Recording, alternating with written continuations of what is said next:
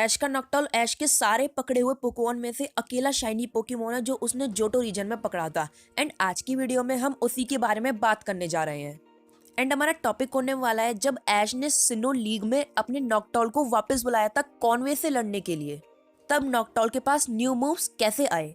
अगर आपको समझ नहीं आया तो मैं आपको थोड़ा सिंपल में समझा देता हूँ। अगर आपने ऐश वर्सेस कॉन्वे की सिनो लीग की बैटल देखी होगी तो उसमें जब नॉक्टर्ल कॉन्वे की शक्ल एंड लिकी लिकी से मुकाबला करता है तो उसके पास 3 न्यू मूव्स होते हैं, sky attack, air slash and extra sensory.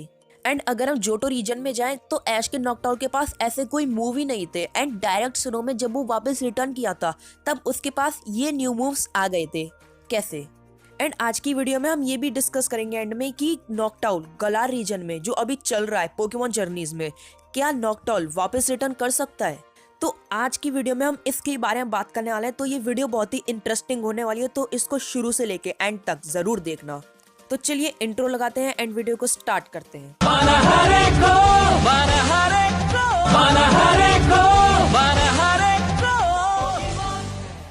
सो इस मिस्ट्री को सॉल्व करने के लिए मेरे पास एक थ्योरी है। एंड हाँ, ये थ्योरी एक फैनमेड थ्योरी है, ये मैंने खुद ने बनाई है। पोकेमॉन कंपनी की तरफ से कोई भी ऑफिशियल स्टेटमेंट इसके बारे में नहीं है, तो इसमें सिर्फ मेरी थ्योरी है, कोई ऑफिशियल स्टेटमेंट इसको मत समझना।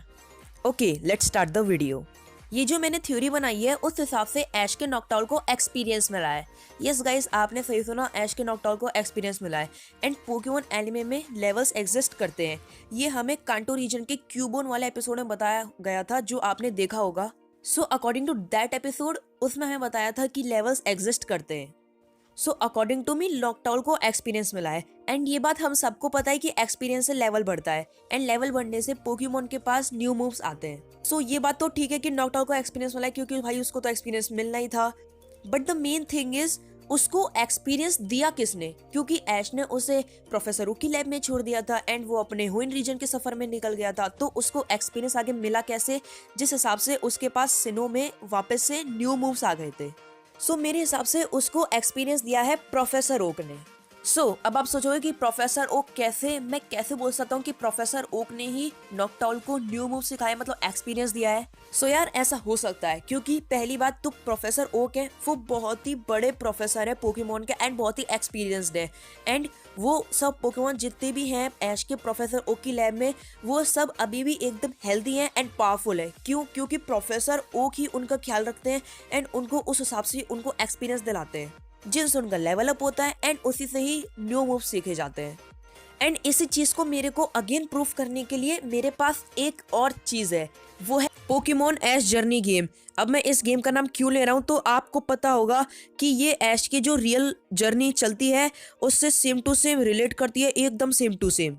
तो जब आप पोकेमॉन ऐश ग्रे, अगर आपने गेम खेला होगा तो आपको ये बात बिल्कुल पता होगी, जब आप कांटो लीग लड़के आ जाते हो प्रोफेसर ओक के पास वापस, तो जब वो बाद में आपको जीएस बॉल देते हैं, उसके बाद अगर आप प्रोफेसर ओक से कभी भी बात करते हो तो प्रोफेसर ओक आपसे कहते हैं, मतलब ऐश से, गेम में जो ऐश है उससे कहते हैं कि आपको कोई अपना कोई पोकेमॉन अगर मेरी लैब में छोड़ना है तो छोड़ दो, मैं उसका लेवल अप करूंगा, मैं उसको अच्छे से एक्सपीरियंस दिलाऊंगा। ये थोड़ा टिपिकल हो गया। अगर मैं सिंपल लैंग्वेज में बताऊं तो आपने पोकेमॉन फायर रेड तो शायद से खेला होगा एंड बहुत से लोगों ने खेला है, मेरे को पता है आपने खेला ही होगा 110%। तो फिर आपने पोकेमॉन फायर रेड में आपने वो देखा होगा, डे केयर सेंटर होती है नाम की एक जगह, डे केयर सेंटर नाम की है ना। तो डे केयर सेंटर में कहते हैं ना let me raise your Pokemon, and जिससे अपने लेवल बढ़ता है पोकेमॉन का, वैसे ही professor Oak same to same ditto same to same बात कहते हैं कि मैं तुम्हारे पोकेमॉन का लेवल अप करूंगा।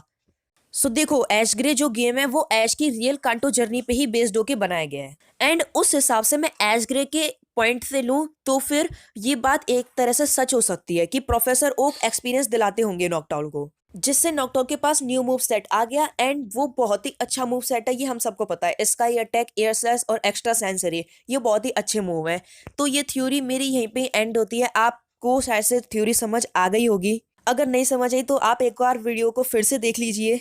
अब मैं बात करूं कि नॉक्टर्ल का ये न्यू मूव सेट कैसा है, तो मेरे हिसाब से ये न्यू मूव सेट एकदम अच्छा है। बिकॉज हमने देखा था सिनो लीग में ऐश वर्सेस कॉन्वे की बैटल हुई थी, तो अकेले नॉकडाउन ने शकल एंड लिकी लिकी को हरा दिया था अपने इस न्यू मूव सेट की हेल्प से, जिसमें शकल को हराया था with the combination of air slash and sky attack, and लिकी लिको को हराया था एक्स्ट्रा सेंसरी मूव के हेल्प से।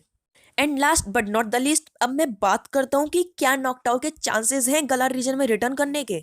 सो अगर मैं पूरे एनीमे को लेकर बात करूँ तो अब तक हमें बहुत से पोकेमोन ऐश के रिटर्न होते हुए दिख चुके हैं। जस्ट लाइक ऐश के सारे अलोला पोकेमोन एक ही एपिसोड में रिटर्न हो गए थे।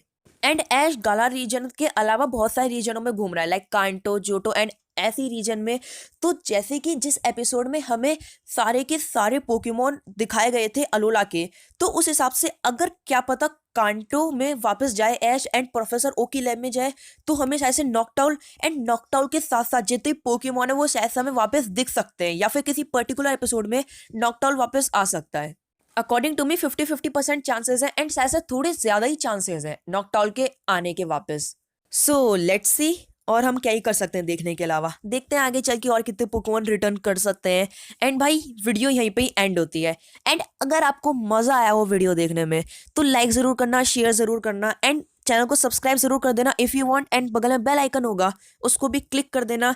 एंड भाई मैं मिलता हूँ आपसे अगली वीडियो में, तब तक के लिए good bye and thanks for watching.